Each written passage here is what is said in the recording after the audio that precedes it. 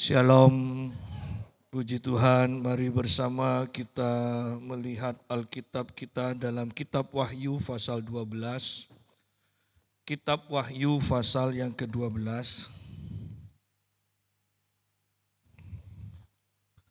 Ayat yang ke-10 sampai ayat yang ke-12.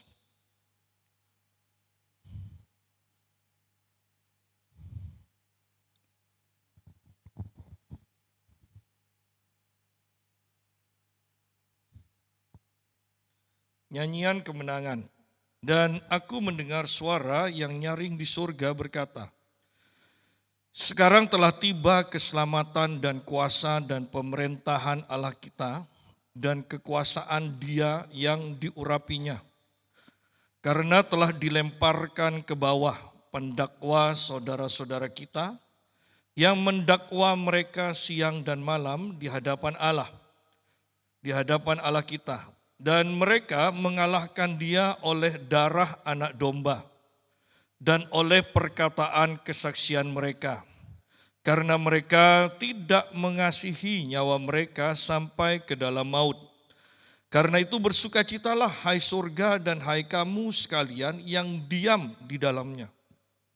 Celakalah kamu hai bumi dan laut, karena iblis telah turun kepadamu. Dan dalam geramnya yang dahsyat, karena ia tahu bahwa waktunya sudah singkat. Nah, judul perikopnya memberikan kita pengharapan, yaitu nyanyian kemenangan. Jadi ketika kita melihat kitab Wahyu, saya ulangi tanpa bosan, fokus kita jangan salah. Ya, seringkali kita itu selalu melihat akan kehebatan, kebesaran, hal yang menakutkan yang akan dikerjakan oleh antikristus.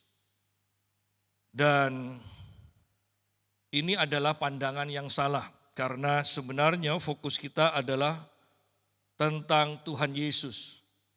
Yesus yang mengalami kemenangan, Yesus yang Anda lihat kuasanya hanya mengeluarkan sepatah kata saja dari mulutnya, dan antikris semuanya, naga semuanya itu dikalahkan.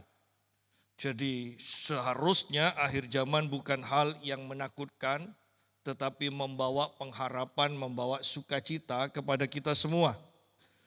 Di sini dikatakan nyanyian ini, sekarang telah tiba keselamatan dan kuasa dan pemerintahan Allah kita dan kekuasaan Dia yang diurapinya.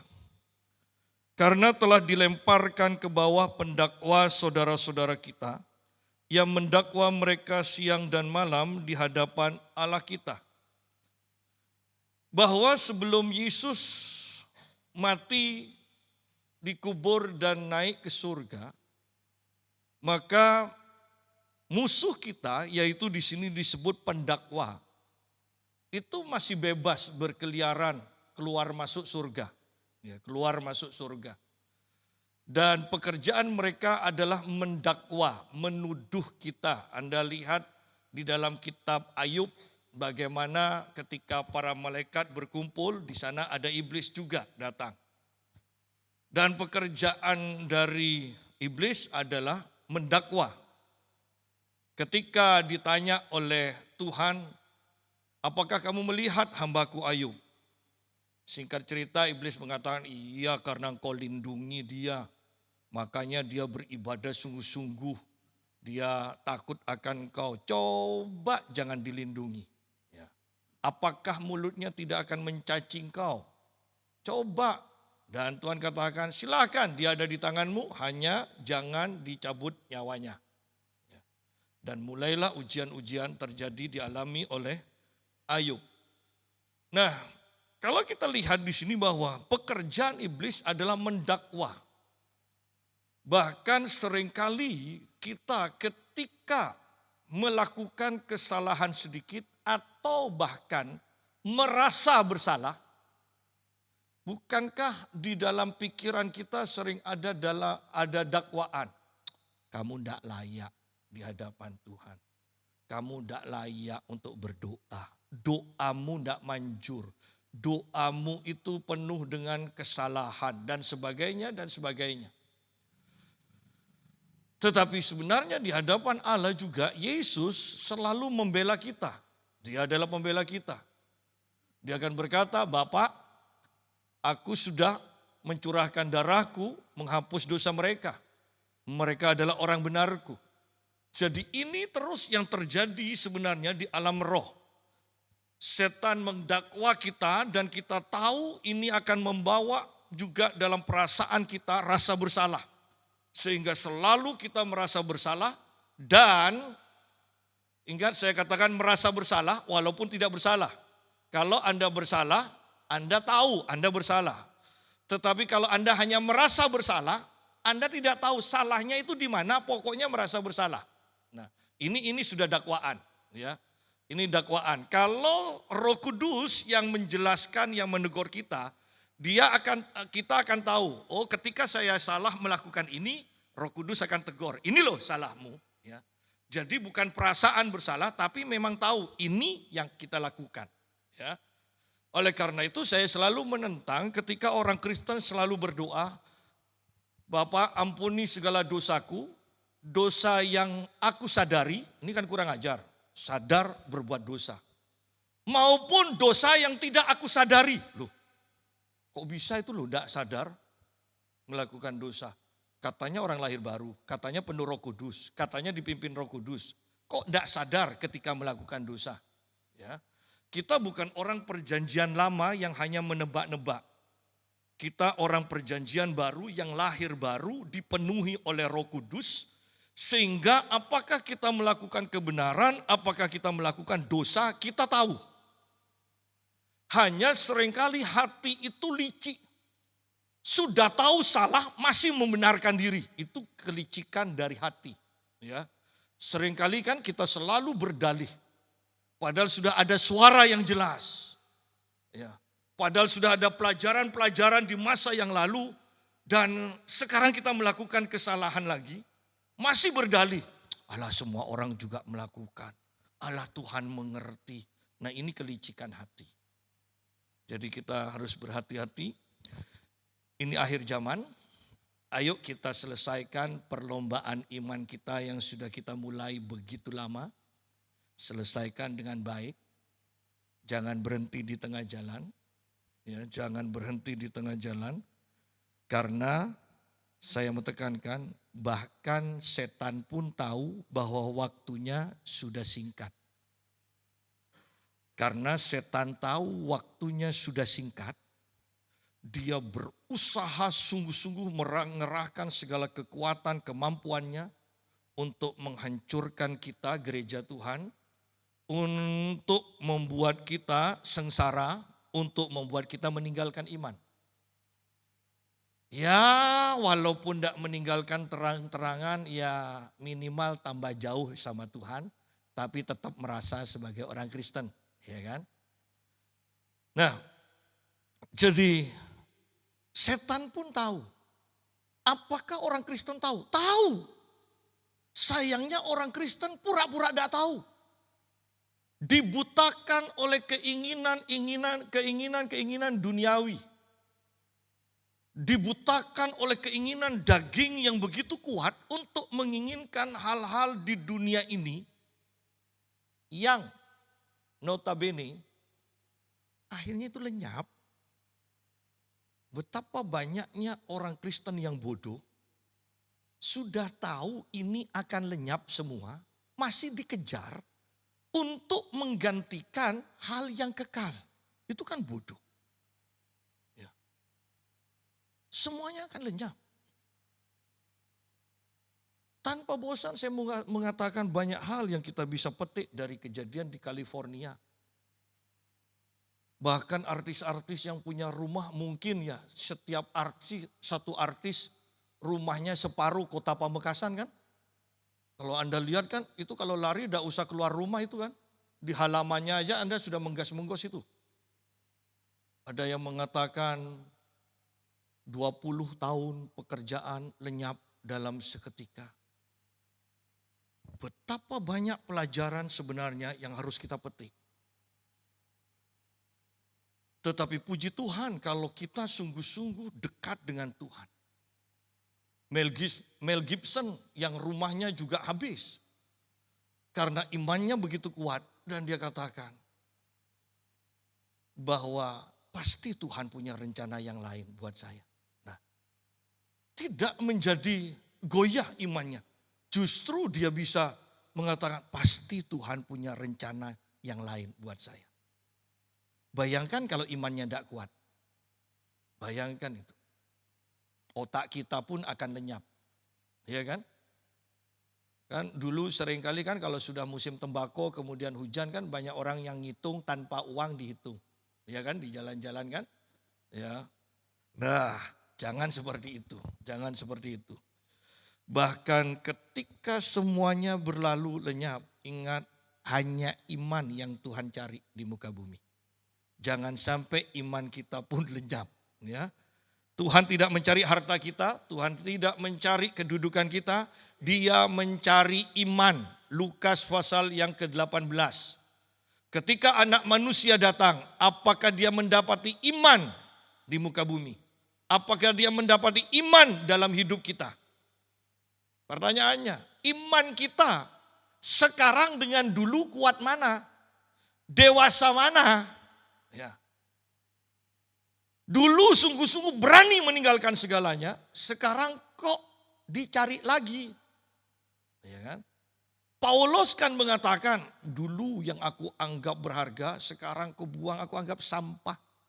Yang namanya sampah itu sama Paulus tidak mungkin dikais lagi.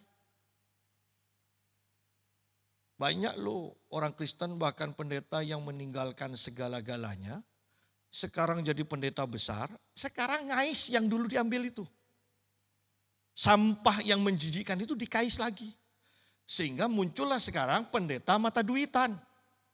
Intinya kan sampah yang dulu dia buang itu dikais lagi. Padahal sekarang inilah waktunya semua kedagingan, keduniawian itu mulai lenyap. Manusia roh itu harus muncul. Semuanya ada dalam kebingungan sekarang. Bahkan gereja pun khotbahnya selalu menakutkan. Yang berkata, Pak Yusak bagaimana katanya sebentar lagi ada vaksin lagi ya. Dan vaksin ini akan memasukkan chip ya. Oh sudah rame. Anda bisa lihat bahwa disinilah kita lihat bahwa banyak umat Tuhan tidak mengerti firman Tuhan. Banyak umat Tuhan yang imannya sungguh-sungguh masih iman anak-anak, iman bayi. Tidak ngerti apa-apa. Tidak bisa diajak perang. Ya. Ini waktunya kita dewasa. Ini waktunya kita dewasa. Anda akan melihat itu dengan tenang. Kita Mazmur katakan sekalipun 1.000 orang rebah di sisi kiriku, 10.000 rebah di sebelah kananku, kita hanya akan menonton. Ya, kita hanya menonton. Anda sudah melihat banyak mungkin di mana-mana banjir, longsor, segala macam. Tenang, masih tidak seberapa. Ingat perkataan dari Benyamin Netanyahu yang berkata, pokoknya tidak mau berhenti menghantam Gaza. Tapi ketika Donald Trump berkata sesuatu kepada dia, dia bersedia menarik pasukannya dan tidak akan menyerang Gaza. Apa yang dikatakan? Donald Trump berjanji, Arab Saudi akan mengakui Israel. Anda bisa bayangkan apa yang akan terjadi? Bahwa kita harus bisa melihat tanda-tanda zaman sehingga iman kita bisa terjaga dan terus naik. Pada waktu itu terjadi, Alkitab katakan, tegakkan kepalamu karena waktu penyelamatanmu sudah tiba. Itu bukan waktu kekalahan kita. Ya, kita harus mengerti semua yang terjadi. Ya, jangan hanya dari pagi sampai sore cari uang, kecapean, tidur, bangun pagi cari uang sampai sore, ya, atau bahkan sampai malam kalau kurang kan.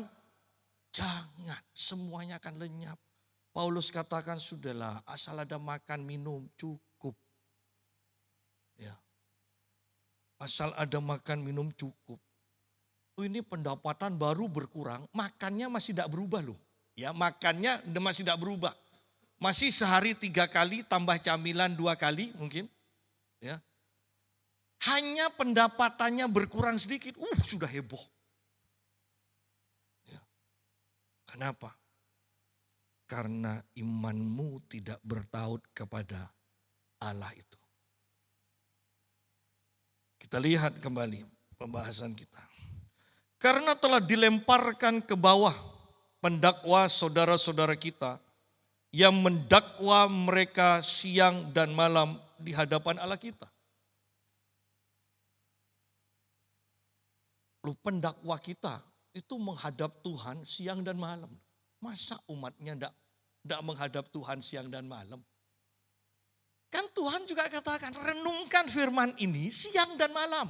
Loh, supaya saingan kita. Ya. Sidang itu, vonis tidak akan turun kalau dua-duanya tidak hadir. Ya. Kalau sampai pendakwanya hadir, kita tidak hadir, kan repot. Orang kan langsung berkata, iyalah orang salah pasti sudah tahu kok hasil akhirnya. Pasti kalah, nah makanya tidak hadir. Jangan tidak hadir. Yohanes saja berkata, dengan penuh keberanian kita akan menghadap tahta itu. Yohanes berkata, dengan penuh keberanian ini. Dengan keyakinan bahwa apa saja yang kita minta, dia pasti berikan. Wow. Heran ya, dengan janji yang seperti itu, kita tidak berani mengaminkan dan melakukan. Menghadap Tuhan siang dan malam. Pendakwa-pendakwa saudara kita yang mendakwa mereka siang dan malam di hadapan Allah kita. Bahwa Tuhan itu enak kalau lihat pendakwa ini hadir. Makanya dilempar akhirnya. Istilahnya kan gitu. Yang dia tunggu itu kita, bukan pendakwa. Yang Tuhan tunggu untuk selalu ada di hadapannya adalah gerejanya. Anak-anaknya. Di manakah gereja Tuhan? Apakah mau datang siang dan malam di hadapannya? Itu yang ditunggu oleh Tuhan. Bukan pendakwa. Nah, kita tahu pendakwa ini akhirnya dilempar. Dan sekarang bagian gereja. Tugas Tuhan melempar pendakwa. Sekarang tugas gereja. Dan mereka, gereja, umat Tuhan mengalahkan dia oleh darah anak domba. Oleh darah anak domba. Hanya orang yang menerima Yesus sebagai Tuhan dan Juru Selamat, lahir baru, dipenuhi Roh Kudus, yang layak, yang mampu untuk menggunakan kuasa darah Yesus. Bahkan nama Yesus pun, itu hanya orang yang lahir baru, penuh Roh Kudus, yang akan punya kuasa untuk memakai nama Yesus. Kita sudah tahu nama Yesus. Ketika Petrus menggunakannya, semua Yerusalem goncang. Ketika Paulus menggunakannya, setan-setan goncang. Ketika anak-anak Skewa menggunakannya, tidak ada hasil, bahkan mempermalukan diri sendiri.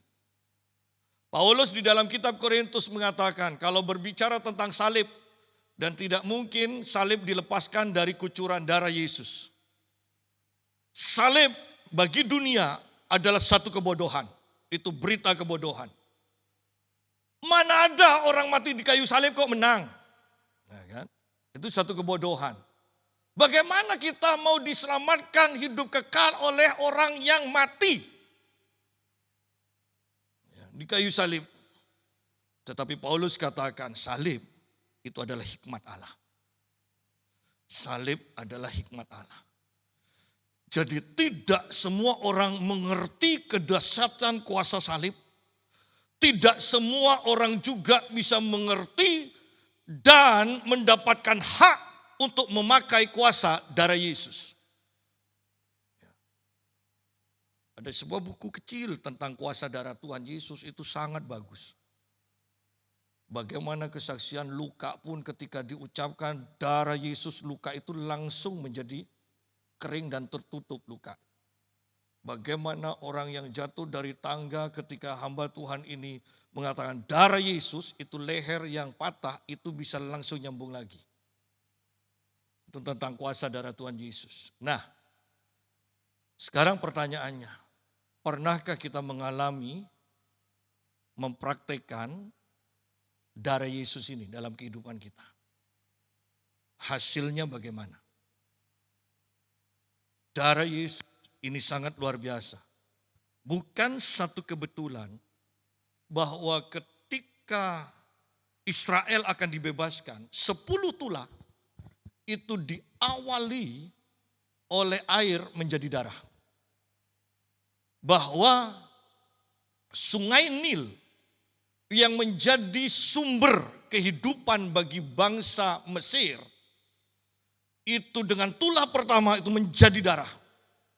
Semua air di sungai Nil yang menjadi sumber kehidupan mereka, ya, di Mesir itu semuanya menjadi darah. Sehingga semua binatang, semua apapun itu mengalami kematian. Kematian. Tetapi bagaimana dengan Israel? Israel tidak terjamah oleh tulah itu. Tulah yang ke-10, tulah yang terakhir, kutuk anak sulung. Ya. Tulah terhadap anak sulung. Itu berbicara tentang darah juga. Bagaimana darah anak domba itu dicurahkan dan dioleskan ke ambang pintu. Bagi orang yang percaya. Secara khusus bangsa Israel. Tetapi bukankah kita bisa berpikir, belum tentu semua bangsa Israel percaya kan? Kalau ada orang Mesir yang mendengar hal itu, harus pakai darah. Bagi orang Mesir yang percaya pun kalau mengoleskan minyak, mengoleskan darah itu, pasti ada keselamatan. Bahwa bahkan di sini berbicara ini loh. Satu, bagi bangsa Mesir, anak sulung itu adalah segala-galanya. Itu adalah yang terbaik. Itu pun yang terbaik mati. Tetapi bagi bangsa Israel, dengarkan ini, bahwa bahkan malaikat maut pun tidak berani mengusik rumah di mana ada tanda darah itu. Berbicara maut, bukankah itu kekuatan yang sudahlah semua orang pasti akan kata sudah selesai. Kita pun kalau berdoa kan untuk orang sakit, kita terus berdoa. Mungkin kita berpuasa, semakin parah semakin berpuasa. Tapi ketika sudah mati, sudah selesai. Kita sudah tidak melakukan apa-apa. Daud ketika anaknya hasil perjinahannya dengan Berseba itu sakit. Dia berdoa, dia berpuasa. Dia tidak mau makan. Tetapi ketika anaknya mati, ya sudah. Sudah. Kecuali satu orang saja yang bukunya seringkali saya baca. Smith Wigglesworth. Kalau dia menemukan orang yang mati, dia mengatakan, berarti Tuhan akan bawa imanku ke level yang lebih tinggi lagi. Dan minimal 23 orang mati dia bangkitkan. Minimal. Itu minimal. Anda bisa bayangkan bahwa Tuhan, kerinduan Tuhan sebenarnya akan membawa kita ke level yang lebih tinggi, lebih tinggi, lebih tinggi lagi. Bahwa iman bertambah, pengalamanmu dengan Tuhan akan semakin dahsyat.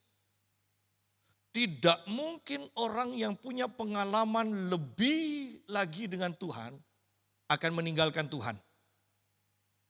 Orang yang meninggalkan Tuhan, orang yang mengurangi waktu-waktu dengan Tuhan, Karena memang imannya sudah merosot.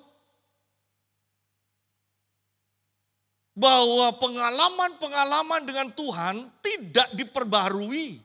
Tetapi kita hanya bernostalgia dulu. Dulu. Pertanyaannya sekarang bagaimana? Kalau engkau mengalami peningkatan dengan Tuhan, imanmu dan pengalaman imanmu meningkat, engkau akan semakin dekat dengan Tuhan. Ya. Ayo miliki pengalaman dengan kuasa darah Yesus. Orang-orang selalu katakan kalau tidur di hotel kadang tidak bisa tidur, kadang ada bunyi suara, bunyi apa. Saya kalau di hotel yang saya selalu lakukan. Sebelum saya tidur saya masuk hotel, saya langsung urapi dengan minyak, saya minta dikuduskan dengan darah Tuhan Yesus. Dan saya tidur tanpa gangguan apa-apa. Mau dimanapun, mau di Bali pun yang katanya banyak gangguan-gangguan. Kuasa darah Yesus mau diterapkan dimanapun juga.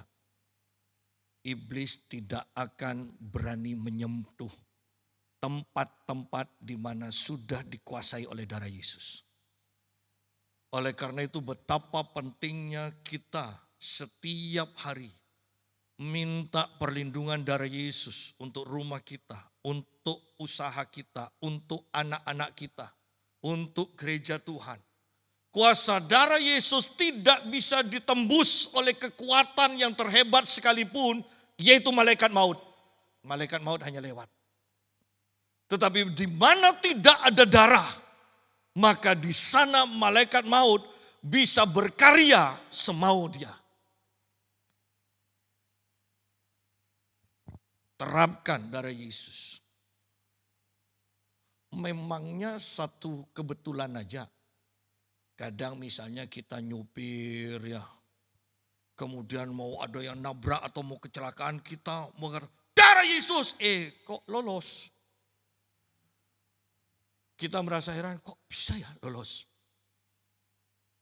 Memangnya satu kebetulan. Kuasa darah Yesus itu sungguh nyata. Sungguh nyata. Ya. Bahkan yang lebih luar biasa lagi, kitab Ibrani pasal 10 ayat 19 berkata, oleh darah Yesus kita dengan penuh keberanian menghadap di ruang kudus Allah. Berarti tidak ada seorang pun bisa menghadap sedekat mungkin dengan Allah, dengan tahta Allah tanpa darah Yesus. Oleh karena itu, betapa bencinya pendakwa-pendakwa ini kepada orang-orang Kristen. Karena selama ini hanya dia yang bisa mendekat kepada Allah dengan tujuan mendakwa. Tetapi sekarang oleh darah Yesus kita lebih dekat daripada pendakwa itu. Dengan darah Yesus saya tekankan, kita lebih dekat dengan Allah. Sehingga seruan kita pasti lebih didengar. Dan yang mengenaskan, tanpa darah. Bahkan kitab Keluaran mengatakan, tanpa penumpahan darah tidak ada pengampunan dosa. Sudah jelas kan berarti tanpa penumpahan darah Yesus, tanpa kita percaya kuasa darah Yesus, tidak ada orang bisa mendekat ke ruang Maha Kudus Allah. Mau sebaik apapun, kalau tidak pernah bisa mendekat pada Allah, bagaimana bisa berbicara keselamatan? Ini kan yang tidak bisa diterima oleh kebanyakan orang kan? Kok kekristenan eksklusif? Iyalah. Hanya kekristenan yang Allahnya mau mati bagi umatnya. Yang lain kan umatnya yang harus mati untuk Allahnya kan? Hanya kekristenan yang Allahnya mau mati bagi umatnya. Hanya kekristenan saja. Sehingga jangan merasa bersalah ketika orang-orang mengatakan, kok Kristen eksklusif, kok enaknya sendiri loh. Kita tidak paksakan loh ini ke orang lain. Percaya puji Tuhan, tidak percaya tidak masalah. Kan sama aja kan ketika kita punya uang misalnya 1 miliar. Mau dikasihkan orang kan bukan kita yang bingung. Tidak mau diterima, puji Tuhan. Diterima, ya puji Tuhan, kita akan nuai lebih banyak lagi kan gitu. Sama kok dengan keselamatan, Tuhan tawarkan kepada siapa saja. Kuasa darah ini Tuhan tawarkan juga kepada siapa saja. Dengan kuasa darah Yesus, engkau bisa mengalahkan pendakwa-pendakwamu. Dengan kuasa darah Tuhan Yesus, engkau bisa mendekat sedemikian dekatnya dengan Allah, dengan tahta kasih karunia Allah itu. Lebih dekat daripada pendakwa. Saya tekankan, lebih dekat daripada para pendakwa kita. Dan oleh perkataan kesaksian mereka, bertahun-tahun, berpuluh-puluh tahun kita menjadi orang Kristen. Bagaimana dengan perkataan kesaksian kita? Apakah kita sudah bersaksi kepada orang yang belum percaya Tuhan Yesus? Ataukah kita takut? Ataukah kita justru yang selalu menerima kesaksian mereka? Apakah kita pernah mengajak mereka percaya Tuhan Yesus? Ataukah kita yang selalu diajak untuk meninggalkan Tuhan Yesus dan percaya kepada Allah mereka? Ini hanya masalah wibawa. Saya mau tekankan begini. Ketika engkau penuh dengan hadirat Tuhan, kuasa Tuhan, engkau dekat dengan Tuhan. Orang-orang tidak akan berani berbicara tentang keyakinan mereka di hadapan kita. Hanya orang yang lebih berwibawa yang akan berbicara. Saya tekankan ini. Tidak ada orang yang wibawanya itu kalah dengan seseorang, berani mengeluarkan pendapat kepada orang itu kalau tidak diminta. Ya. Hanya orang yang punya wibawa lebih yang akan berbicara.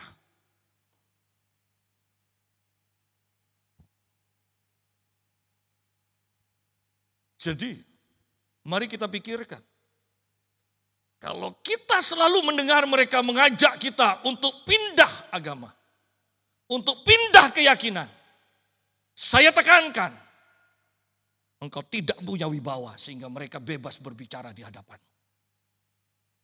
Kita yang menentukan karena kita adalah terang, karena kita adalah anak-anak Allah.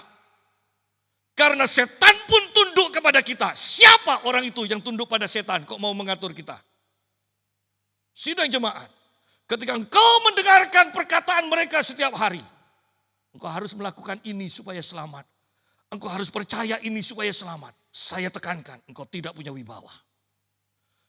Engkau tidak sedang membawa kuasa Tuhan dalam hidupmu. Saya tekankan, bahkan saya di tempat fitness pun, tidak ada orang yang bisa mendikte saya. Saya bebas mengatakan saya pendeta. Saya bebas menawarkan, apakah kamu mau saya doakan. Saya bebas. Hasil persekutuan siang dan malam, itu akan dibawa dalam kehidupan sehari-hari. Dan orang akan tunduk kepada kita. Artinya tunduk. Mereka akan mendengarkan apa yang kita katakan. Mereka akan sungkan untuk menyampaikan pendapat mereka kepada kita. Kita yang akan berbicara. Inilah kesempatan untuk bersaksi. Kalau kita hanya, ya Pak, ya, oh segitu ya. Tapi saya akan sungkan sama suami saya kalau pindah agama. Tapi saya kan, ada enggak lah. Bukan seperti itu. Itu gaya tikus curut. Gaya pemenang bukan seperti itu. Ya. Gaya orang yang diurapi bukan seperti itu. Gaya orang yang diurapi. Engkau mendatangi aku dengan tombakmu. Aku mendatangi engkau dengan nama Tuhan Allah semesta alam itu. Dan ketika Goliat baru berdiri, Daud sudah lari untuk mengalahkan dia. Itulah orang yang beriman. Ayo perhatikan. Bagaimana gaya hidup kita di luar gereja? Apakah kau menunjukkan hidup orang beriman? Atau hanya sekedar orang yang beragama Kristen? Yang takut ini, nanti disangka ini, disangka ini. Sidang jemaat. Saya tidak berbicara tentang kesembronoan. Tetapi saya mau bicara. Orang yang mempunyai pengurapan. Orang yang beriman. Orang yang mempunyai hikmat. Dia akan berbicara dengan penuh wibawa. Sehingga engkau bisa bersaksi. Engkau bisa bersaksi.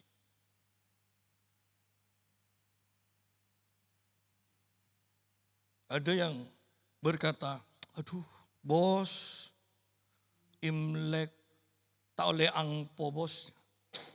Aduh, situ bang nabang angpo de bos saya nang Roma poin bedoren transfer angpo.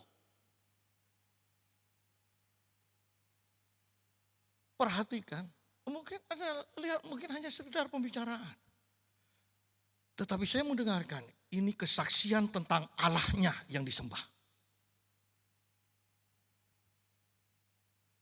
Sudah tahu biasanya ngasih, enggak ngasih.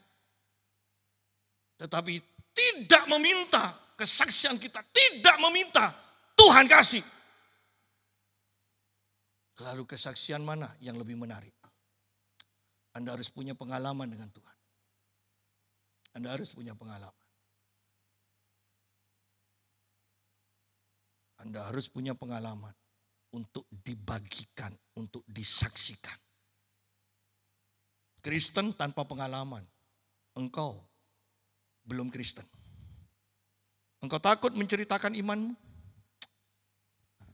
engkau akan ditolak juga oleh Tuhan. Tidak mungkin orang yang lahir baru penuh Roh Kudus tidak punya pengalaman dengan Tuhan. Tidak mungkin kalau ini memang pengalaman dengan Tuhan, engkau takut untuk menceritakannya. Karena ketika engkau mengalami pengalaman dengan Tuhan, maka ada roh yang bergelora untuk segera kepada siapapun yang kau temui, engkau akan bercerita. Itulah kesaksian.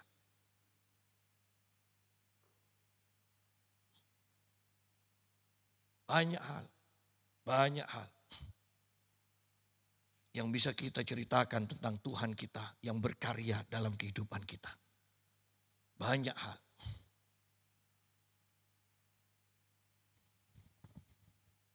Dan oleh perkataan kesaksian mereka. Kapan terakhir kali kita bersaksi? Saya senang melihat KKR kesembuhan. Saya senang melihat mujizat-mujizat terjadi. Tetapi saya lebih senang ketika melihat orang memimpin orang untuk terima Tuhan Yesus. Ya.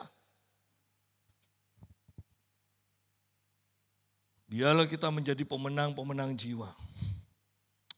Aneh, kalau jadi orang Kristen tidak pernah memenangkan jiwa satupun. Aneh. Anda tidak merasa aneh? Tidak apa-apa juga kalau tidak merasa aneh. Tapi bagi saya merasa aneh. Lalu kuasa yang sedemikian besar yang Tuhan berikan pada kita. Untuk apa?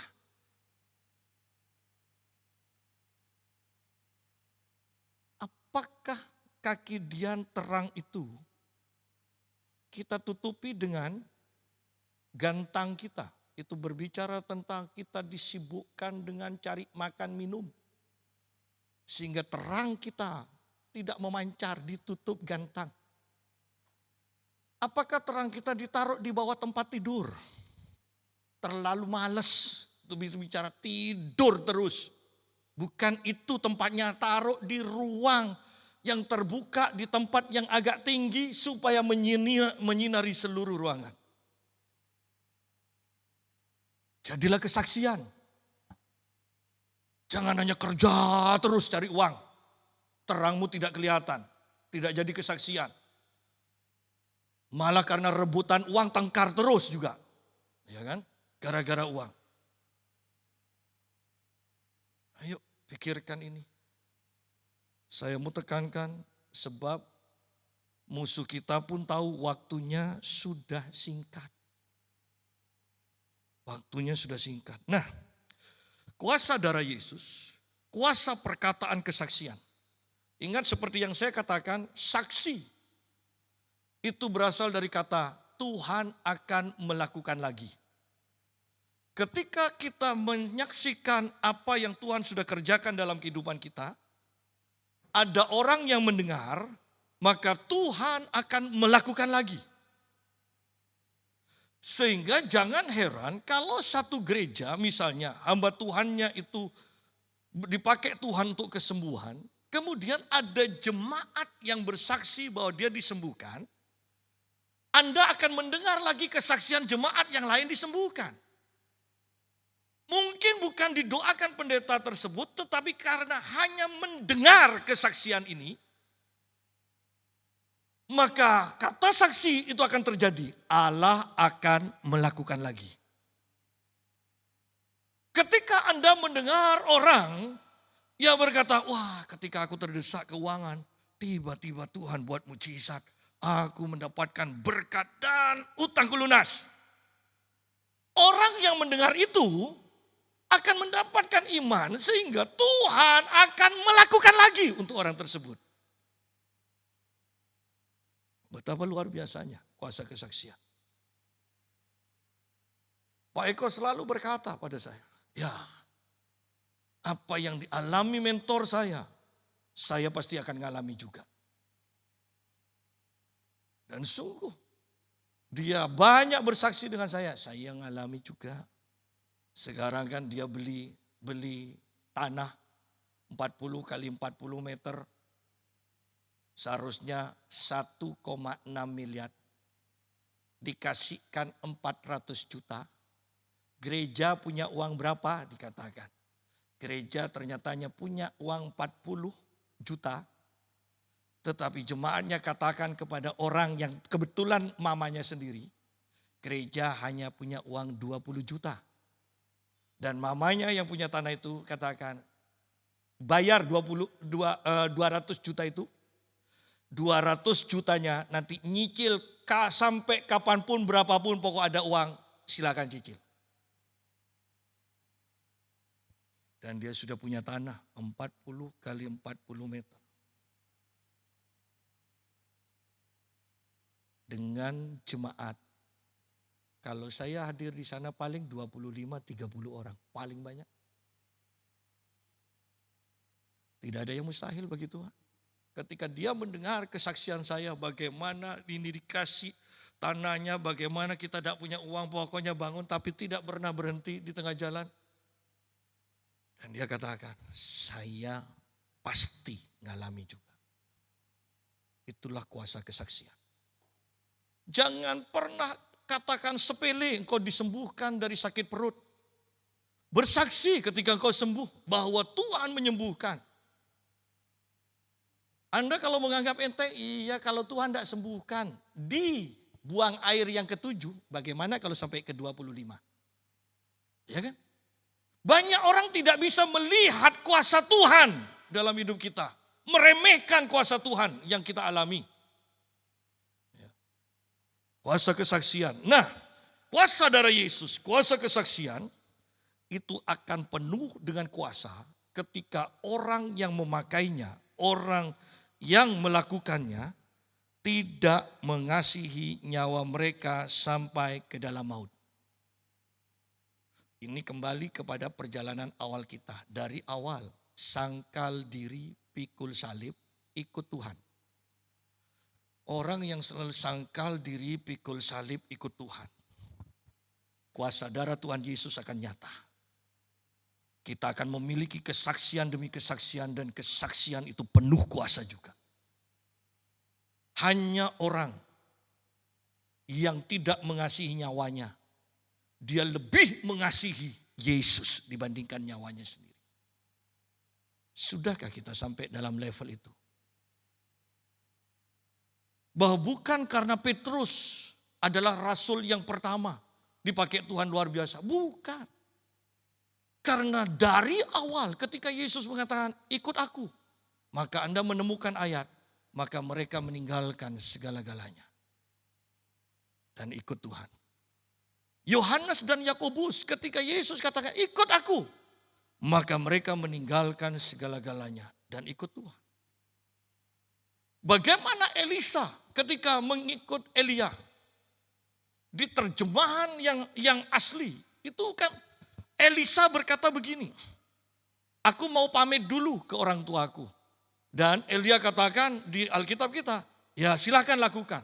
Padahal terjemahan yang tepat itu mengatakan, Elisa mengatakan, aku akan pamit dulu ke orang tuaku. Elia katakan, sudah lupakan aja. Lupakan aja. Dan Elisa tidak jadi pamit kepada orang tuanya. Dia justru kemudian memotong sapinya, kuknya dijadikan bahan bakar dan dia ikut Elia.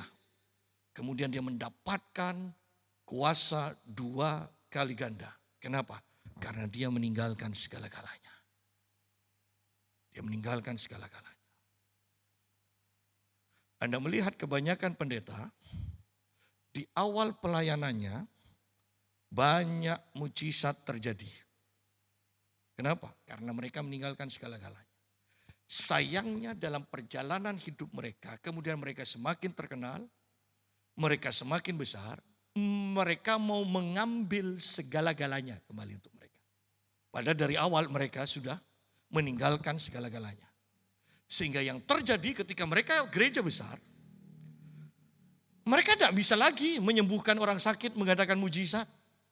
Mereka harus undang hamba-hamba Tuhan yang lain untuk mengadakan kesembuhan, mujizat, dan sebagainya. Kenapa? Karena kuasa itu akan lenyap ketika engkau berusaha tertarik untuk mendapatkan semua yang ada di dunia ini. Anda tidak bisa mendapatkan semuanya. Mendapatkan Tuhan dan mendapatkan dunia. Tidak bisa. Anda harus memilih salah satunya. Apakah Anda mau mendapatkan Tuhan atau mendapatkan dunia? Anda harus pilih. Oleh karena itu, Paulus katakan, aku senang ada dalam segala kesusahan. Karena ketika aku lemah, maka kuasa Tuhan sempurna dalam hidup. Itu ayat Anda sudah jelaskan bahwa kita tidak bisa dapat dunia, dapat Tuhan. Tidak bisa, salah satunya. Ketika kita kuat, Tuhan lemah. Tanda kutip, Tuhan lemah. Lebih banyak mana Anda mendengar orang yang tidak punya uang disembuhkan Tuhan? Atau orang yang super kaya disembuhkan Tuhan? Kenapa? Mereka sudah tidak ada yang diandalkan, orang yang miskin ini. Satu-satunya hanya Tuhan. Orang yang super kaya masih banyak yang bisa diandalkan. Dengan uang mereka. Dokter satu tidak sembuh, dokter yang lain. Dokter yang ini tidak sembuh, dokter yang lain. Pamekasan, oh terlalu berat. Surabaya, Penang. Penang tidak sembuh, Singapura tidak sembuh, Cina. Ya, Cina tidak sembuh, Amerika tidak sembuh, pendeta. Ya, repotnya ke pendeta pun ternyata tidak sembuh. Akhirnya Tuhan sendiri sembuh total di surga. Kalau masuk surga. Tetapi saya tekankan. Kuasa darah Yesus. Kuasa perkataan kita, kesaksian kita. Apakah kau mau memakai kesaksianmu atau dalam nama Tuhan Yesus atau doa, kuasa perkataan kita. Hanya akan manjur, berkuasa kalau kita tidak mengasihi dunia. Kalau tidak mengasihi diri sendiri, tetapi hanya mengasihi Tuhan dan rela mati untuk Tuhan. Baru kuasa Tuhan akan sempurna. Baik dalam penerapan darah Yesus, baik dalam setiap perkataan kita ada kuasa. Karena kita tidak mengasihi diri kita sendiri, tetapi hanya mengasihi Tuhan saja. Karena itu bersukacitalah, hai surga dan hai kamu sekalian yang diam di dalam. Hanya surga yang bersukacita. Bumi akan penuh kekacauan. Kenapa? Pendakwanya mangkel sekali. Tidak bisa lagi naik turun surga dengan bebas. Ya, tidak bisa. Dia hanya berseliweran aja di muka bumi ini. Sehingga dia begitu marah. Oleh karena itu hanya penduduk surga, dan saya mau tekankan, kita adalah warga negara surga. Kita sudah berdoa, datanglah kerajaanmu, jadilah kehendakmu di bumi seperti di surga. Artinya walaupun kita di bumi, hadirat Tuhan, atmosfer surga itu menyelimuti kita. Sehingga kita harus bersukacita. Kita warga negara surga yang hidup dalam atmosfer surga, bersukacita. Di luar atmosfer surga, maka bumi dikuasai oleh pendakwa. Bumi akan menerima kemarahan-kemarahan pendakwa. Sehingga di sini dikatakan, celakalah kamu hai bumi dan laut. Karena iblis telah turun kepadamu dalam geramnya yang dahsyat. Dalam geramnya yang dahsyat. Dari awal, iblis ketika dilempar ke bumi, dalam Kejadian pasal yang pertama ayat yang kedua. Dikatakan bumi dalam keadaan kosong. Ya. Sebenarnya terjemahan yang tepat, bumi berantakan. Kenapa bumi berantakan? Karena iblis ketika dilempar dalam pemberontakan yang pertama, dia begitu marah sehingga bumi yang begitu bagus sudah tertata, dihancurkan sedemikian rupa. Baru kemudian ayat 3 dan seterusnya, Allah mulai rencana penciptaan lagi. Memperbaiki itu. Nah sekarang iblis dilemparkan lagi. Dalam geramnya Anda melihat. Saya tekankan Anda harus banyak doa. Seperti yang saya katakan. Mulai bulan Februari ini Anda akan mendengar banyak hal-hal yang akan menggoncangkan. Mau dalam ekonomi, mau dalam penyakit, mau dalam keuangan, mau dalam moral. Sesuatu hal yang sangat luar biasa. Sekarang kan dihebohkan gereja oleh pendeta yang punya mau masukkan dana, punya usaha minuman keras kan di Jakarta kan. Tuh, pendeta usahanya minuman keras. Ada lagi di Surabaya gereja besar, Anda pasti tahu lah. Begitu bangganya dia di TikTok dan berkata, dia punya usaha biliar, panti pijat, ya. Dan dia katakan, kan belum tentu orang ke biliar itu akan melakukan judi hanya untuk senang-senang. Kan belum tentu yang ke panti pijat itu. Nah, coba lihat orang kalau sudah mata duitan, hati berdalih licik, ada aja alasan. Loh ini pendeta di Surabaya. Kan ngeri kalau pendeta usahanya panti pijat sampai biliar. Apa enggak ada usaha lain? Walaupun saya lebih sepakat dengan mentor saya Bapak GMM Mutu. Yang namanya pendeta sama seperti orang Lewi para imam. Tidak boleh bekerja. Fokus untuk melayani Tuhan. Oh ini ngeri. Ini kan moral kan? Moral. Bayangkan orang-orang sekarang pendeta-pendeta. Dengan begitu bangganya menampakkan tatonya sambil berkhotbah. Dan mereka katakan, Tuhan melihat hati. Tidak lihat. Lu jangan dipakai dong badannya. Biar hatinya aja yang melayang-layang di gereja. Tetapi pada intinya saya mengatakan, ini loh akhir zaman. Ini akhir zaman. Anda akan melihat banyak kebobrokan moral. Anda akan melihat kehancuran ekonomi. Anda akan melihat penyakit-penyakit yang baru. Dan Anda akan mengatakan tidak berdaya. Puji Tuhan. Karena justru ketika kita lemah. kuasa Tuhan sempurna atas hidup kita. Saya tekankan, pendakwa itu tahu waktunya sudah singkat. Sehingga geramnya, kalau geram yang pertama saja, itu bisa menghancurkan bumi. Geram yang terakhir ini, yang dia ingin lakukan, menghancurkan gereja Tuhan. Gereja Tuhan. Anda boleh baca ayat-ayat di atasnya, Anda boleh baca ayat-ayat di bawahnya nanti. Bahwa keinginan setan adalah menghancurkan gereja Tuhan. Itu keinginannya. Ya. Jadi seperti seorang hamba Tuhan mengatakan, kenapa hanya Yesus yang setan benci? Karena hanya Yesus yang menginjak kepala ular. Tidak ada yang lain yang pernah menginjak kepala ular. Kecuali Yesus Kristus. Oleh karena itu, Yesus dibenci oleh berbagai kalangan yang dikuasai roh jahat. Hanya Yesus. Persiapkan diri kita untuk menikmati perjamuan kudus.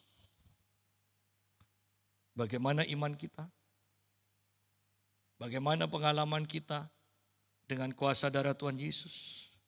Bagaimana pengalaman kita dengan kesaksian-kesaksian kita? Dan semua itu adalah karya Tuhan sebenarnya dalam kita. Melalui perjamuan kudus ini, Yesus katakan, jadikan ini peringatan akan aku.